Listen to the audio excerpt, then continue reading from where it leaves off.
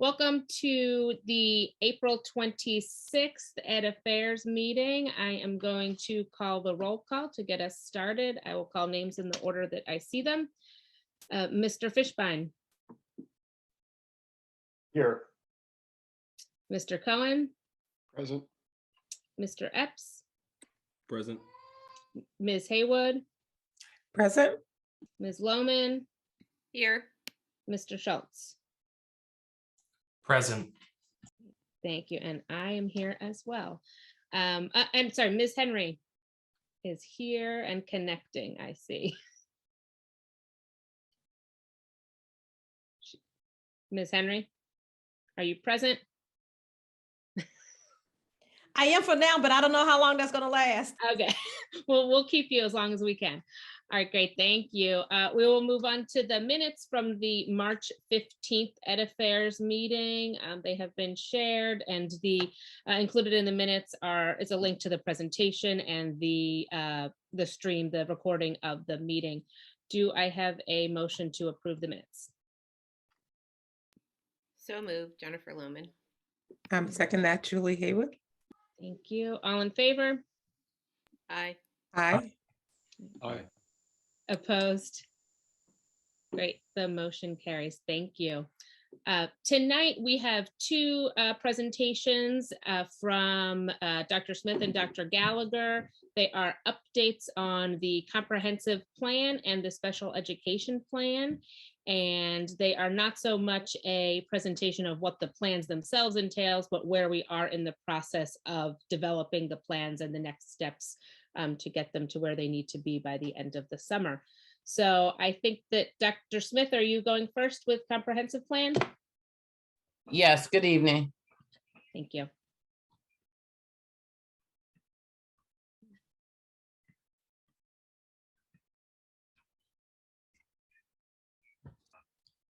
Okay, can you see my screen, Ms. Moore? I can, thank you. Okay, thank you. So good evening, everyone. Tonight's educational affairs presentation is to give an update on the comprehensive plan as well as the special education plan that are in progress in the Cheltenham School District. As always, we start with our mission and our vision statement, which is very timely for tonight's presentation, as the comprehensive plan does require us to draw upon these two areas as a part of our planning.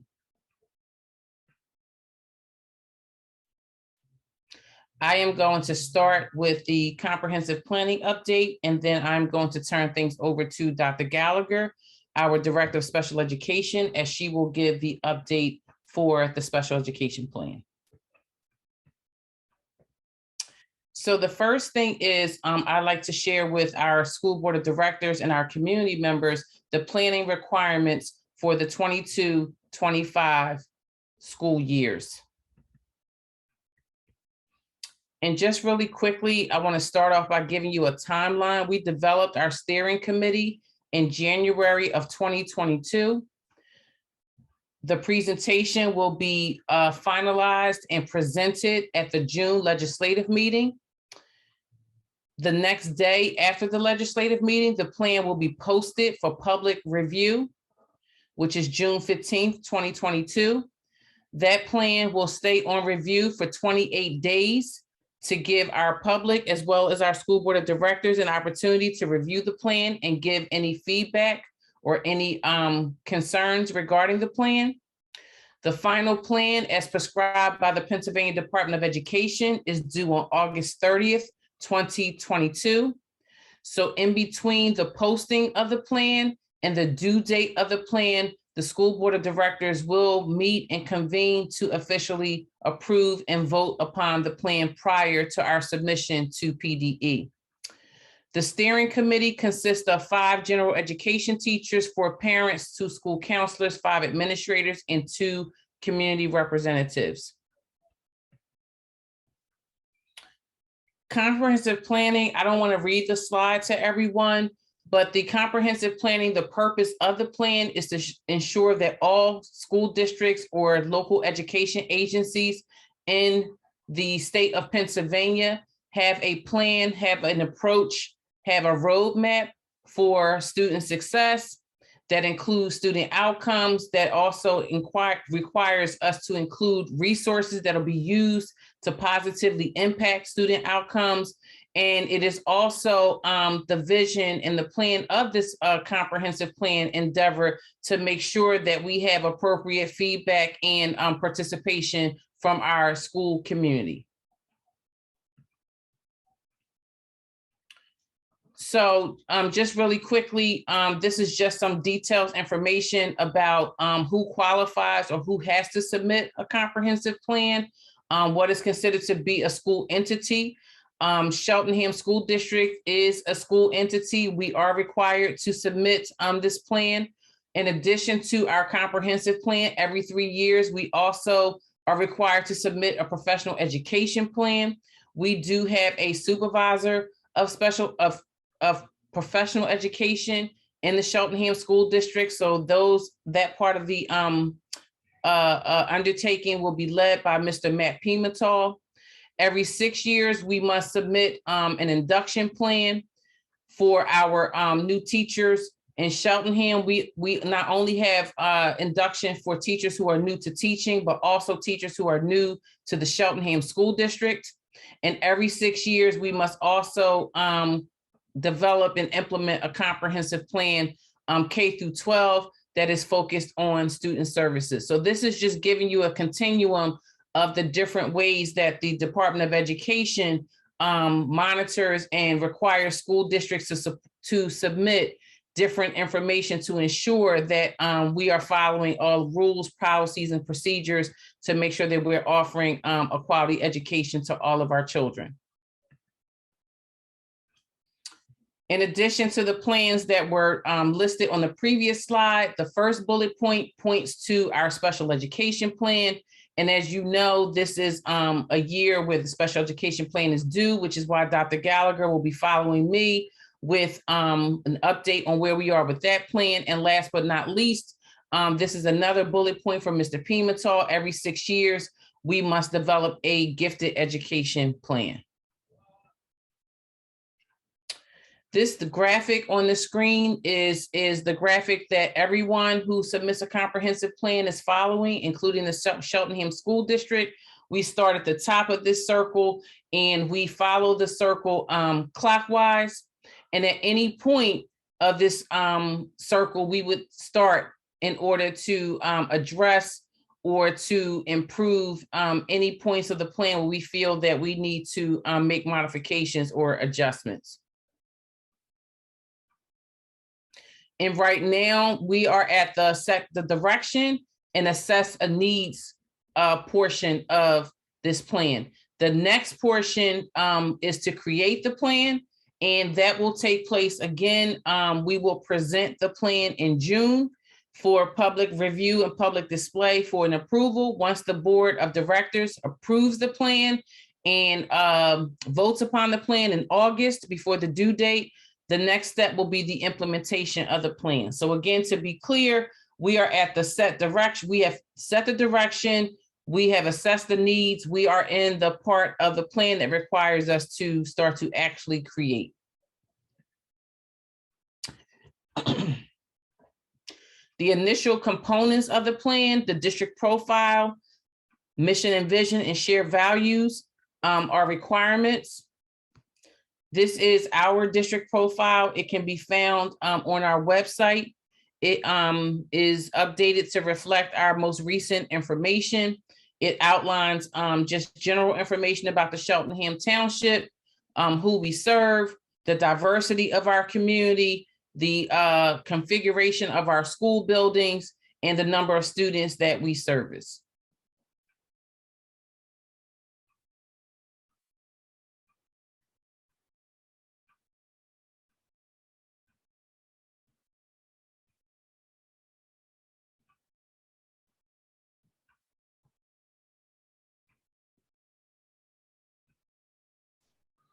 Doc, you may have gone on mute. No, I was giving everyone an opportunity to read the slide. I know people read at different paces. Got you. Thank you.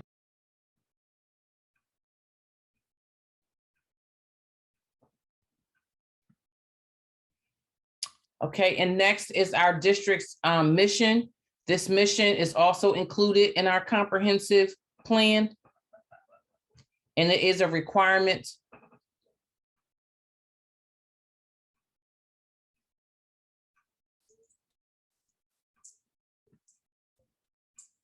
And last but not least, well, no, it's not last. Our vision is our next statement. And I will share, as I share with the chairs of this committee, as we enter into the strategic planning phase of the district's movement forward, we will be looking at our mission statement, our vision statement, as a part of the strategic planning. It may stay the same. We may, as a community, decide to make different changes. We've talked about this unofficially during our cabinet meetings, but I just wanted to let people know that if people see things in a mission or vision that they would like to see modified or altered, that may come into play during our strategic planning. And last but not least, our shared values. These are the values that we say as a community that we want to see in all that we do in the Cheltenham School District, how we engage families, how we work with students in classrooms, how we work with teachers, administrators, and other community stakeholders.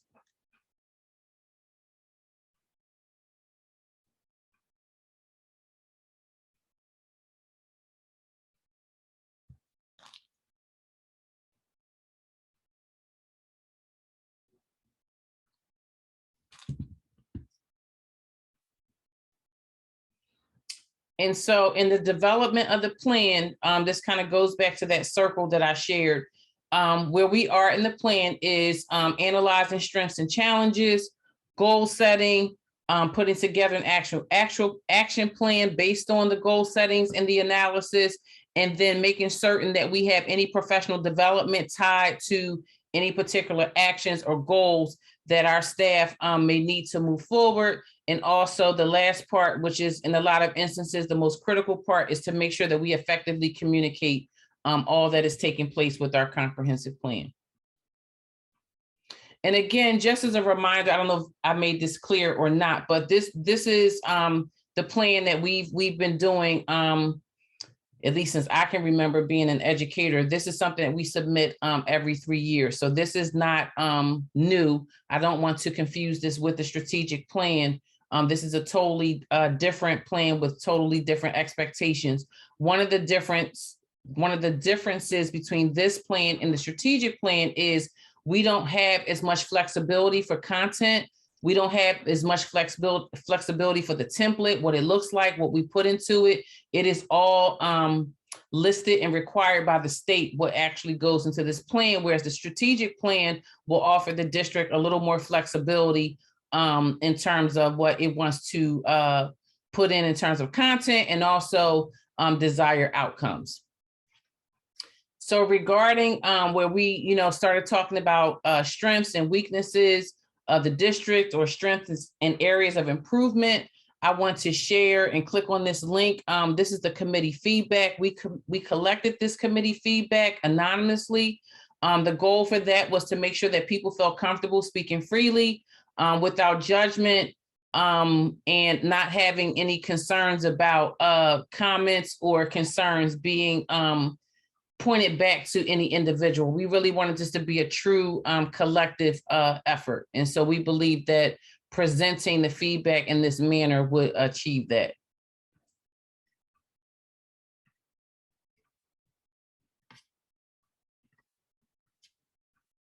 And so what you see on the screen here is the feedback that we've received from our committee members in order to help us to work through the plan. This first area that I'm circling, list of areas of strength and challenges in instruction, challenges and strengths in student services, counseling, college and career readiness. And again, these topics all come directly from the comprehensive plan. These are not topics that we selected. These are topics that are assigned to us. And again, that's one of the differences between this plan and the strategic plan, is that we are we are tied to certain topics and tied to certain areas that are required by the state. So each of these first white boxes, they highlight the different areas that the plan requires us to lean on. And I am going to slowly scroll in each column just to give you an idea of what was shared. So here we have some teachers are still teaching from a place of comfort. The pandemic has changed how we approach instruction, and everyone isn't 100% there yet. This leads to student disengagement.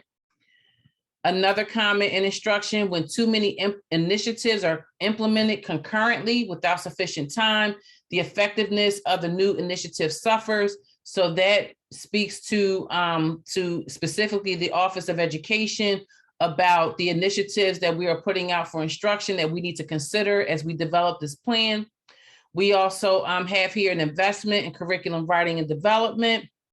Communication is a big piece in terms of strengths and challenges.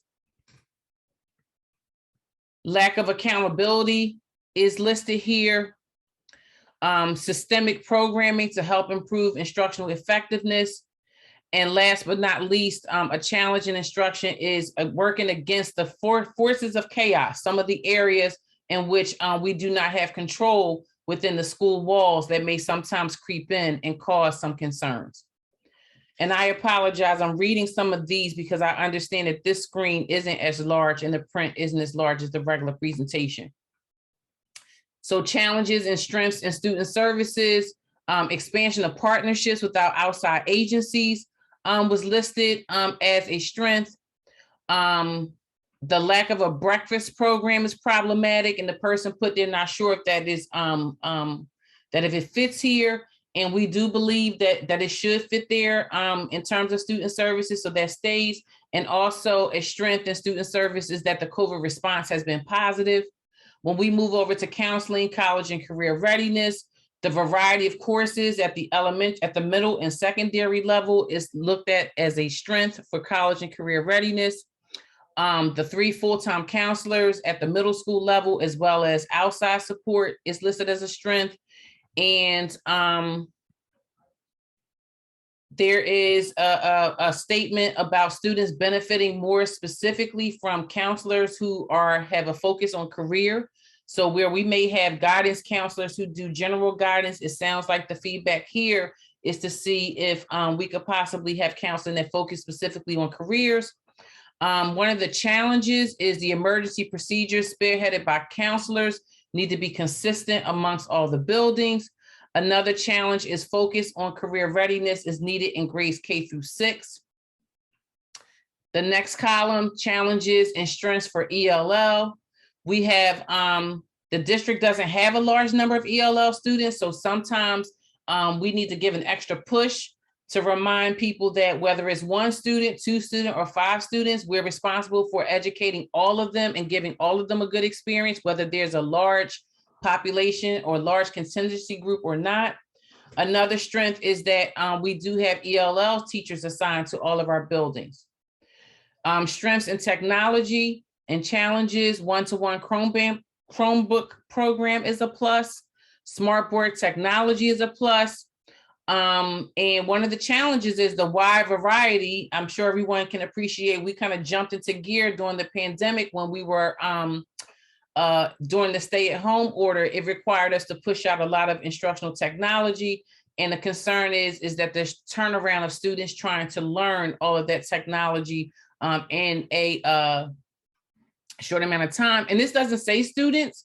So I would probably extend that to not just students. That's probably a challenge, but also for our instructors to manage multiple instructional technology platforms at the same time. A plus is the investment of the district in technology instructional coaches, as well as PD during the way to help deal with virtual and hybrid offerings. And one of the challenges is accountability for students for lost or misplaced devices, and also monitoring loaners in the building, as well as damaged devices. And list of strengths and challenges in Title I programming. A challenge is, are we successfully letting everyone know what Title I looks like in our schools, who's eligible, and what those programs look like. Is it something that only the people who receive know, or do we have a whole school district approach to federal programming where everyone is in the know? That is listed as a challenge. And now I will return to our presentation.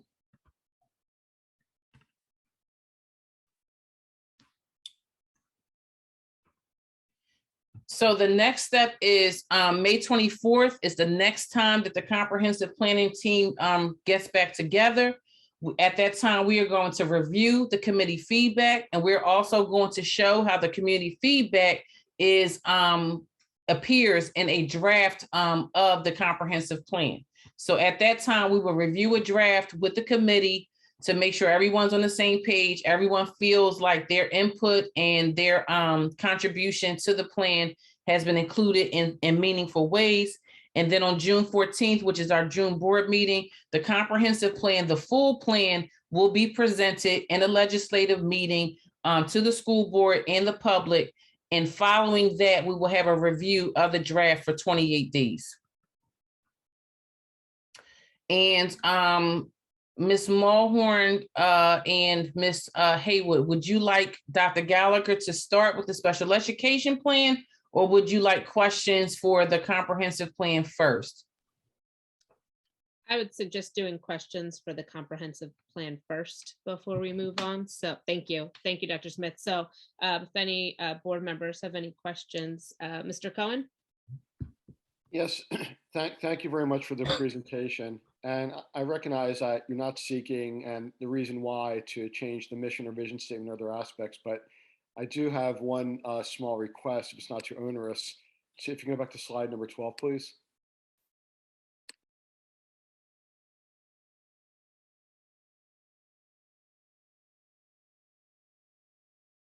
Thank you. So my one request is that we consider making this non-gender. Right now it says vision he or she requires near the bottom, and that we just change it skills and vision they require. Just a minor request, and certainly not trying to cause waves. And if it can't happen, I certainly understand as to why. That's all. Thank you. Thank you. Thank you, Mr. Cohen. Ms. Haywood? Yes, thank you very much, Dr. Smith. And I appreciate the distinction that you made between the comprehensive plan and the strategic plan, knowing that they're very different and that we have more of a template that we have to respond to with respect to the comprehensive plan. But having said that, and knowing that we have had in place for 3 years a comprehensive plan, my question, or two related questions, are how have we been monitoring the comprehensive plan over the last 3 years? Because I don't recall a specific presentation during that period of time on the, any outcomes that we were looking at for the comprehensive plan. And have we used any information as part of our monitoring process to help inform development of this comprehensive plan? So this comprehensive plan, we monitor it by way of the Future PA Ready Index. All of the data and measures and metrics that we use for the comprehensive plan come directly from there. So that includes attendance, that includes performance on standardized tests, that also includes growth, the growth measures from previous years. So that is where the monitoring comes from, and also the data that will also inform this upcoming plan, because it's all relative to what the state is requiring. So we use the state's measures in order to do the state's plan. I appreciate that. And just as a related comment, it would be helpful for me as one board member, again, knowing that the comprehensive plan is different than the strategic plan and different maybe than some other things we're measuring. But to the extent that these are also state measures that really do go to student performance and growth, from my perspective, it would be helpful as we're developing this comprehensive plan to have kind of sharing out of that data periodically to the board and the public, to see where we are as it relates to the comprehensive plan. I know that we do the PSSA and data review in the fall, but some of this kind of dovetails and intersects with that as well.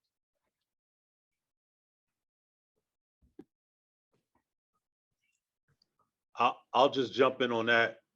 Received, we'll make sure we build that in. Great, thank you, Dr. Scriven.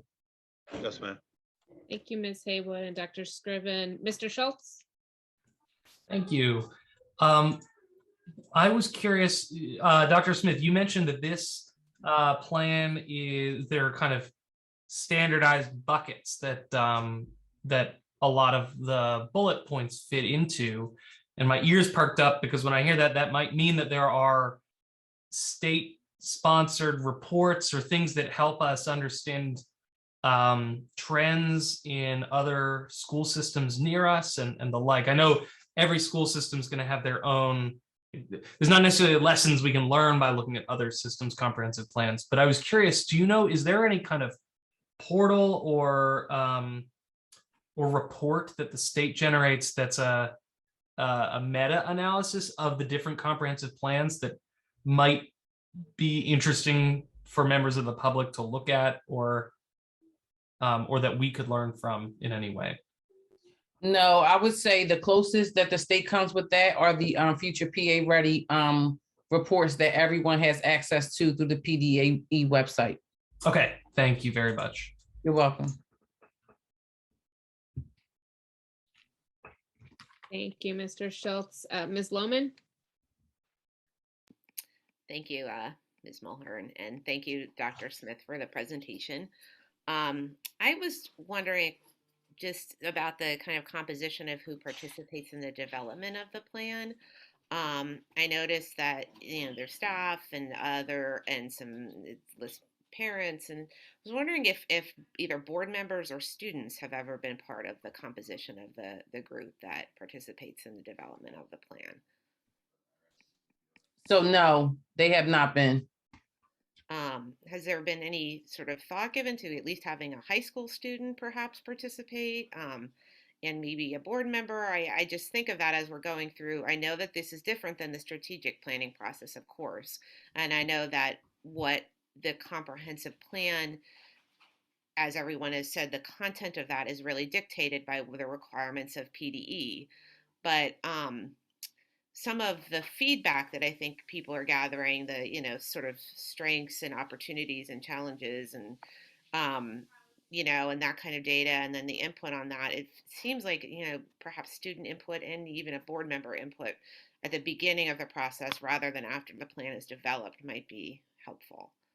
And anyone at any point is welcome to share that feedback as we develop the plan. Is there a form or some, you know, I mean, is there some sort of, you know, if we're not part of the planning process, it's hard to sort of know exactly how to sort of structure the feedback if there's. So once this is posted online where it says committee feedback, when you click on that link, it gives you all the topics that you can give feedback for strengths or weaknesses, strengths or areas of improvement. Okay.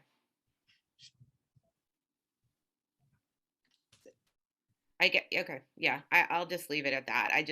It feels to me like this, even though this is, you know, dictated by PDE, it feels like this should be potentially something where we might want to include a student or a board member, and I just leave it for future.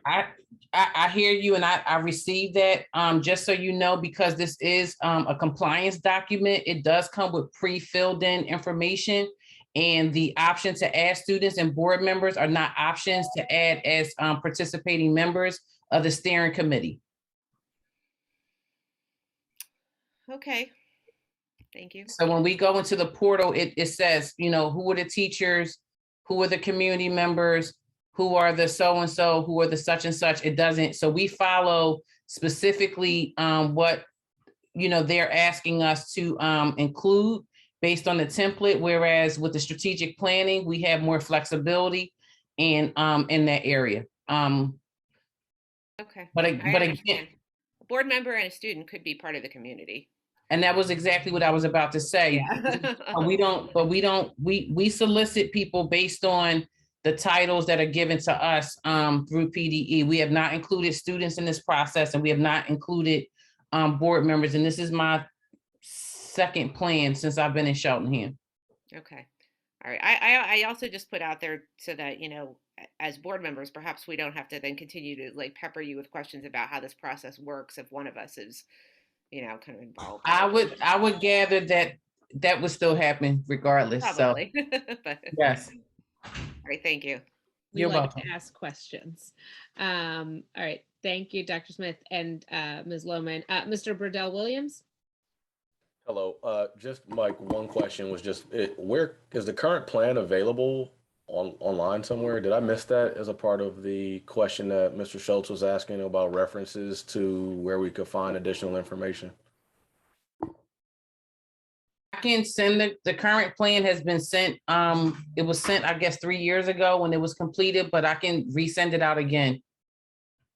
That would be great. I would appreciate it as one board member, but I think for consumption or for the availability of the public, just kind of leaning on what I think Mr. Schultz was getting at. I think he was thinking more broadly, but I'm thinking more specifically about who could access the plan and read it and, kind of understand what it is before, being asked to provide feedback or before people send questions to us about what are we doing to help, that's all. And I was going to say, because this is a compliance document, it's pretty self-explanatory. Like, it doesn't leave room for any fluidity. There's a statement and there's input. There's a statement and there's input. It's literally drop-down menus. It looks like Mr. Schultz just shared in the chat. So that would be the comprehensive plan that was approved, I guess, 3 years ago. What is that, 2017 or 2019, 2022? I don't know what the dates would have been, Dr. Smith.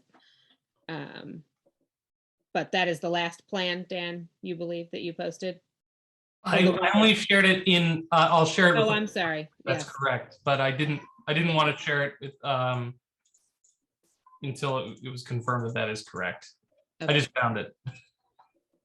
Okay, thank you. And Dr. Smith, if I may, and if I missed this in the presentation, my apologies. I know you talked about after it is approved to move on, or, to be moved on to the next step in June, then it will be made public for a month so that anyone, including board members, any members of the public, can make comments. And you had said that there will be a Google form to do that. Is that correct?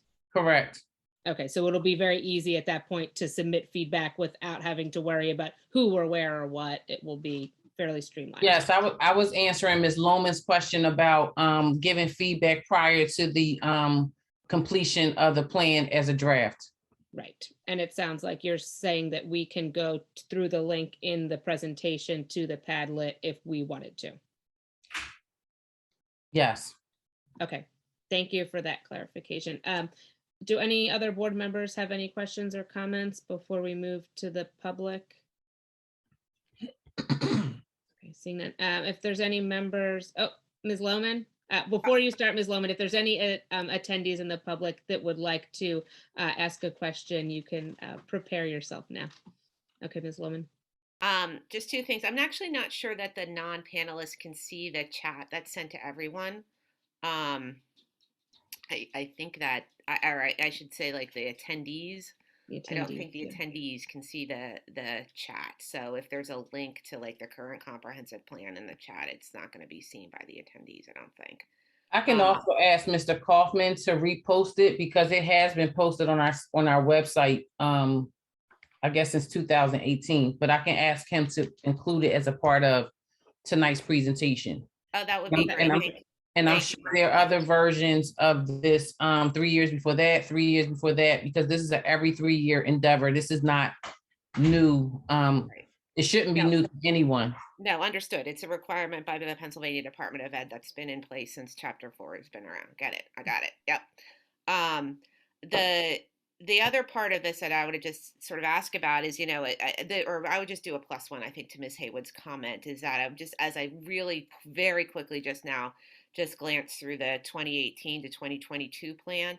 There's a lot of things in there that say in process, developing in process, and it would be wonderful to know if we've completed some of them, or sort of where things stand with regard to all of those things that have, that note developing back from 2018. So that'll be difficult because of the pandemic and the lack of test scores and so on and so forth. But I'll look at it. I'll make time to look at it. Thank you. Thank you. I do not see any hands up in the participants, or I don't see any other board members. So I think we can move on to the special education plan now. Thank you, Dr. Smith. Dr. Gallagher? Sure. Okay, so the special education plan, as Dr. Smith previously said, will be incorporated into the comprehensive plan, and we do ours every 3 years.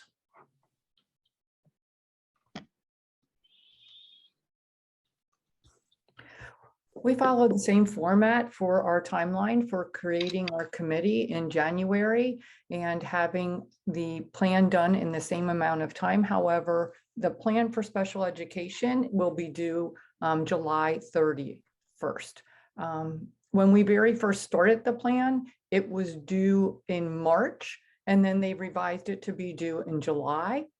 They also have another revision in which the plan for the next special education plan, they had told us would be due next year in 2023, which really didn't give very much time for this one to be in place. And they have since revised that to May of 2024.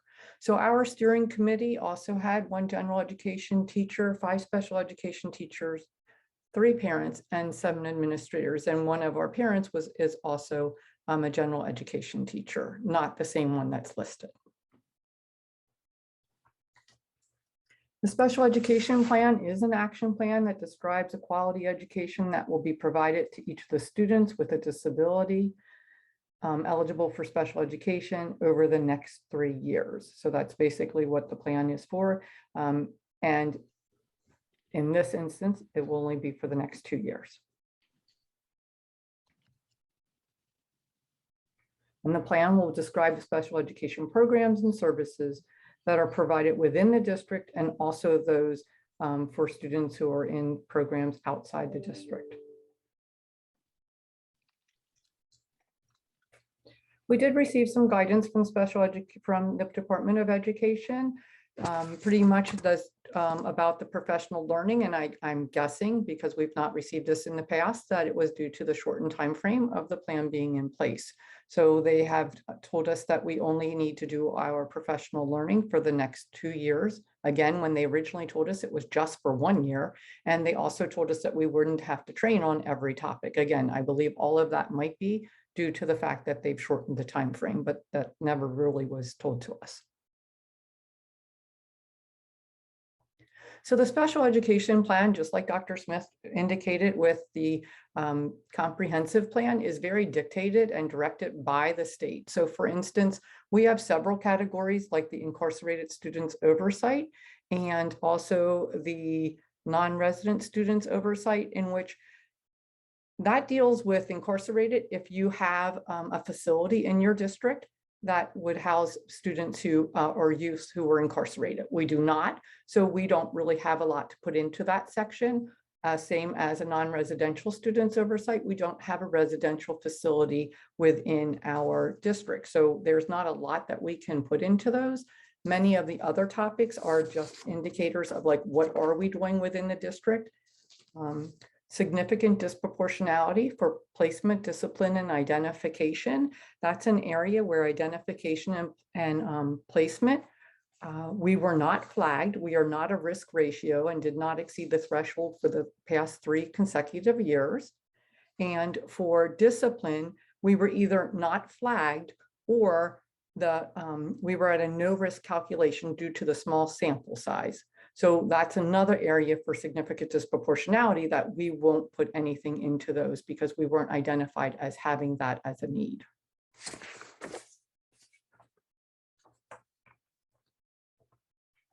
The other components, again, educational program profile, education program caseload, and the special education facilities goes under that category. And what that asks us to do is it asks us to fill in a chart which indicates where all of the classrooms are located within the district. It asks us to measure their room sizes, and it also asks us to talk about the caseloads that the teacher has within that is going to be utilizing that classroom. And the special education support services. This section is one that talks about the employees or anybody who provides support to special education students who doesn't have a caseload. So it wouldn't be our special education teachers. However, it would be somebody like a school psychologist, might be an occupational or physical therapist, the school counselor, the transition coordinator, anybody who doesn't have a caseload gets put into the support services. So the last section is the special education personnel development. And this is where we were using the committee, because this is the one section where we are able to have some more input and to getting ideas of what it is that we feel like we need, and then also how we might get there and look for some solutions and problem solvings there. So the two topics that we chose to do our professional learning was on transition and autism. So we were looking at autism since we're having the autistic students come back and return to the district. And in transition, we were looking towards that with indicator 13. And also then we married some of our questions together. So our next slide is our what we did with our committee. So with our committee, we did the same thing like Dr. Smith had done. We provided them an opportunity to give us some feedback during the meeting. We posed some different questions. We have several questions that are on autism. And then we have several questions that we have two questions that are kind of autism and transition. And then we have some questions that are more strictly related to transition. And these are the responses that we got. So I'm going to just kind of summarize, and then that way you can go through and read them as well later. They're very tiny print. The first question dealt more with autism. What areas of training would strengthen school staff's ability to support students with autism? And we had suggestions for various organizations that we would be able to collaborate with, like Philly Ames, AJ Drexel's Autism Institute, for example. Some different materials that we might want to consider to utilize for visual systems, training for teachers to better understand the behavior and needs of students with autism. And our second question was what activities and training for our school community would maximize meaningful inclusion opportunities? And several different people would mention differentiated learning and universal design for learning. There was mention of using our MTSS for tier 1 for more inclusive, and then also for more inclusive activities that are elementary and CBK, such as the ones that we do at the high school in unified sports and unified PE. What are the pros to individual team training through supports for school personnel? So individual training is when we provide training for either an individual student, an individual team. And so the idea was that if you train for one student, it provides a maximum benefit for many others and improves everybody's toolbox. It also provides for timely problem solving, and they were able to meet with the behavior specialist more frequently. The next two questions, we kind of combined our autism and our transition services, and transition services are for students that are going to transition into their post-secondary life. So we talk about transition on two different ways. We talk about transition of our early intervention when our students enter Cheltenham School District from preschool, and we talk about transition services when we're leaving the district for post-secondary. So this transition service is talking about our transition for students in a post-secondary, leaving our high school programming. What are some things families and school staffs can learn together? And one suggestion was to have presentations from institutions of higher education that would focus more on autistic students. We do offer and have in the past had colleges in the college fair that they do at the high school that were mainly brought to the high school just because they had programs for students with special needs of all different types. The other thing was more community-based instruction opportunities where everybody would be involved and invited to learn and understand about those. The next question for Autism Transition was, what are the benefits of each type of training for in-person and virtual? So I'll start with the virtual. The virtual learning can meet with different organizations and programs that might not necessarily be in our area. It would give the families the flexibility to attend. And also, if recordings are there, then that's also an added bonus for them. I believe there was one comment that in person, and it would be, they would rather have in person because it builds a sense of community. Then we have 3 questions that just deal with transition and what do IEP teams need in order to support students in reaching their post-secondary goal.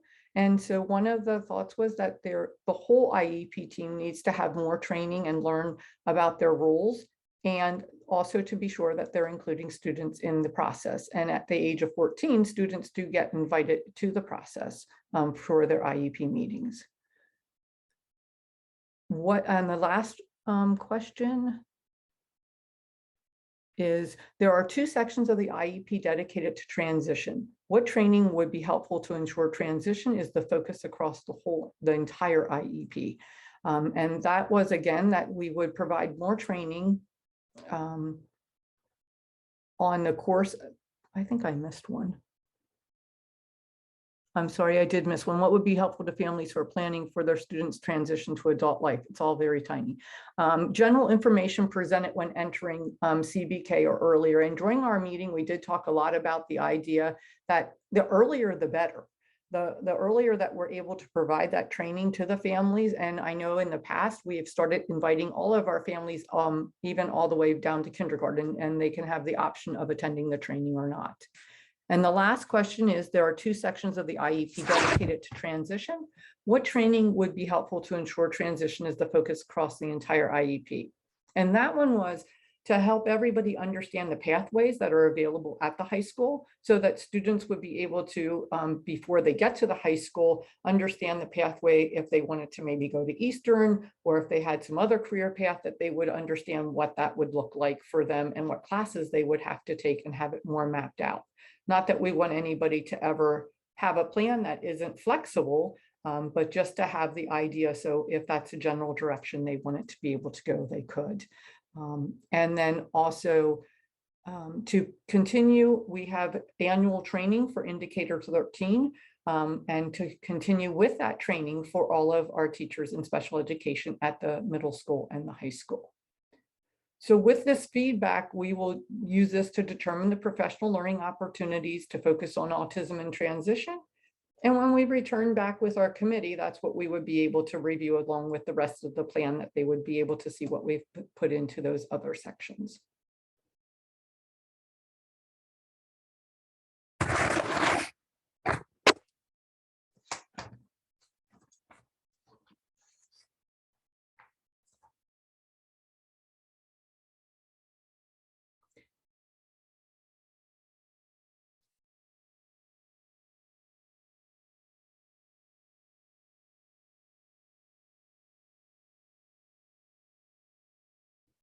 And then we're following the same pathway that Dr. Smith is, by having the committee meeting again on May 24th. We have met throughout the year on the same evenings, and even start the meeting and try to end the meetings just as a whole group.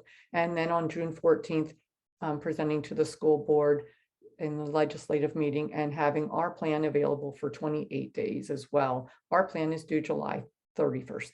And any questions? Dr. Gallagher, thank you so much for pointing out the fact that we've been starting and ending these meetings together, because I left that out. Thank you, Dr. Gallagher. Yes, and that answered a question I had, was if there was any overlap in the committees, and it sounds like no, except you did all get to be together at the beginning and at the end. So thank you.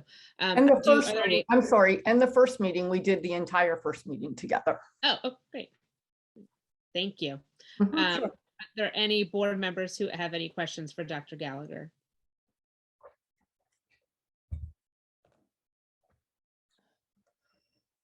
Mr. Schultz? Thank you. So I had my question is hopefully will make sense. The comprehensive plan, I understand, was, I think the term was compliance document. And what that means to me is that, you know, it needs to be done. It's not that it's useless, but the strategic plan is where the bread and butter is in terms of the direction that, you know, the true goals that we want to set and use as a document, just because our district is a district that's able to do a strategic plan and does that work. Is there an equivalent of a strategic, I know strategic plan's bigger picture, it covers special education as well, I'm sure. But is there anything more specific to special education that is a parallel to the strategic plan? Or is the special education plan less of a compliant, you know, is what you just presented kind of that, and it happens to be in relation to compliance, but it is maybe a little bit more more utilized to help determine what to do?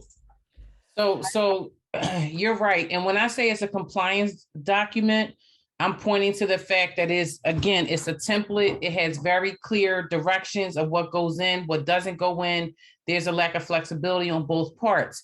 What I will say is, in terms of like the request for reports and request for updates, that information can be found. All of the updates on whether or not we met our targets and we met our goals can be found in the future PA Ready reports, because those questions are driven to feed that particular document. So we want to see if we made gains or if we made improvements. All of that data that we present during the data presentations, it can be found there. And this is not like the benchmarks where you can give progress as you go along. This is something that really relies a lot on our summative data. In terms of the special education plan, there is not a comparable strategic plan version of that. And what I will tell you, and Dr. Gallagher, I'm sure will concur, is all of our special education consultants, attorneys, and advocates, they all remind us that our special education plan is only as strong, and our program is only as strong as the general ed program. That's where it starts. That's where we have to strengthen and make sure that our general education plan is our quote unquote bread and butter before we talk about special education. Because when we talk about least restrictive environment and making sure that students are with their peers as much as possible, we have to make sure that what we're offering in the general education program is strong. So the special ed program, the special education plan does not have a complement in the strategic plan unless that is something as a school community we decide to embark upon. But for me, I would just say we just need to be mindful that, again, anything that we're saying that we're going to offer and have for general ed kids, we need to make sure that special ed students who are designated as having special needs have access to that. And we need to make sure that that program is at full strength before we get to siphoning off what we need to do for students with IEPs. Thank you. That makes a lot of sense. And, you know, part of that makes a lot of sense. And I also hear you loud and clear, and it's been a recurring comment that I've taken to heart, that the general education program, and the special education program are very much intertwined, and that they're not two isolated entities, and it's all pretty comprehensive. Things like the decision to move the autism support program in-house, other things that truly are strategic special education, that is an example of a specific to special education decision program. Would that type of thing, in terms of thinking about the 4-year plan or 3-year plan, it sounds what I'm hearing is that the strategic planning process is where we would want to make sure that is robustly understood or thought through, similar to how we have a facilities, just in terms of departmental plans. We're looking into a facilities plan as well. And my question is this document something that we should be thinking of in those terms? Or if there is interest in that, should it be part of the strategic planning process? So what I would say is the example you gave is more of an operational example that doesn't really speak this. We're still going to offer high quality services in that classroom. The change wasn't really an instructional change. It was a operational change. So I don't think that falls into the strategic planning realm or even this particular realm, because it's all about, we're talking about the services and student outcomes and student performances, not necessarily the logistics. Because the hope is, regardless of who runs certain classes in our district or outside of our district, we still want to make sure that all of our children are well serviced and well educated. So I wouldn't use that as a particular example. I think for strategic planning, again, if there's a strong sense from the community to do something outside of the general education, that could be explored. But again,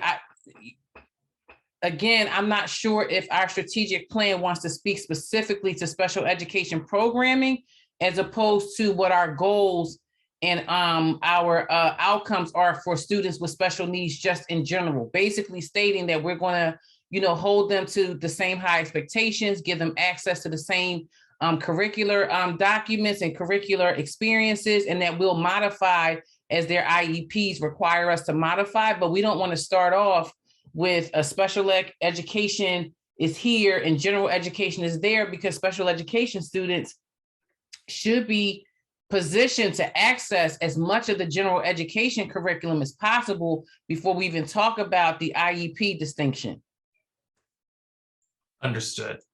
And so if, the root of this question, which you are answering, and I'm only reiterating versions of it to, I don't hopefully not be annoying, but maybe even make sure I'm understanding what I'm trying to get at. But in terms of goal setting, outcome-based goal setting for students with IEPs, which again, not in an isolated way, but I remember Ms. Lohman several months ago made a comment around, hey, what is our AP enrollment of folks with IEPs? I mean, that is a general education statistic, but it is something that I could imagine the special education program being an important operational mechanism to reaching a certain goal of AP enrollment for students with IEPs, or maybe not. But in terms of what is the document or process by which a goal like that might be set, and what is the process by which a goal like that might be monitored at a strategic. So Doc, if I could just jump in just real quick. So when we look at moving through the process with respect to the strategic plan, one of our goals, I'm sure, is going to be under instructional outcomes, right? Which is a holistic goal. One thing that we've heard from the board is the importance of disaggregating data, right? So when we're disaggregating data, no matter what our multiple measures are, as we're looking at what we're going to probably use as a portrait of a graduate as they're matriculating K through 12,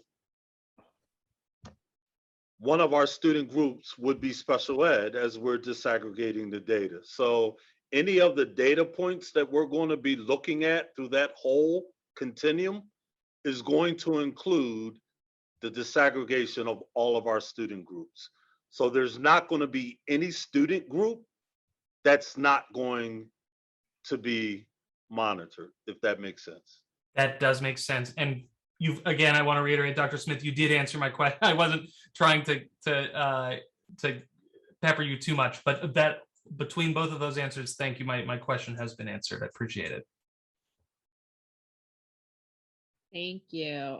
Do any other board members have any questions? Don't see any yet. And if there are any attendees that would like to ask a question, please feel free to raise your hand so that we can answer your or listen to your questions as well.